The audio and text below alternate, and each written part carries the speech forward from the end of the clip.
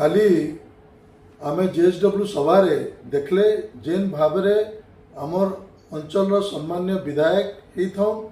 आमर अंचल सम्मान्य मंत्री माने होता जेन भावरे हिनस्ता कराहला अपमानित कराहला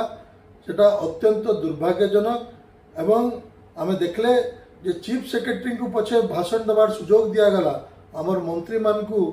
अंचल मंत्री मानकू सुजोग नहीं दियागला भाषण देवा लगी एवं खाली सेतकी नुहे ई जेएसडब्ल्यू खाली गुटे कंपनी नुहे एंता अन्य सबू कंपनी से माने बुझी जाइछन जे जदि आज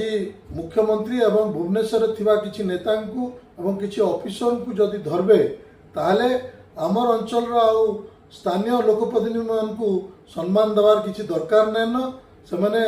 बुझीछन जे जदि स्थानीय विधायक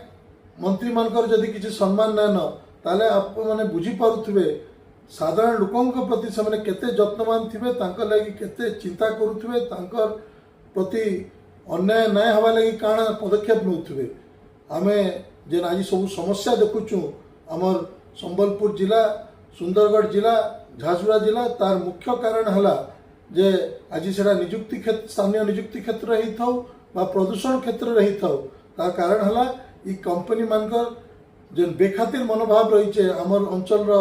लोक प्रतिनिधि मानकर लगी एवं तार सहित से माने स्थानीय लोकंकर भी प्रति शोषण करवा लगी डरबार नहीं तो एकमात्र बाट होचे आमे दल मत निर्विशेष पश्चिम ओडिशावासी समस्त एक हवाक पड़वा सबू नेता माने भी एक हवाक पड़वा ताहले जाइकी आमर पश्चिम ओडिशावासी को न्याय मिली पारबा तांकू शोषण रु वंचित हो पारबे।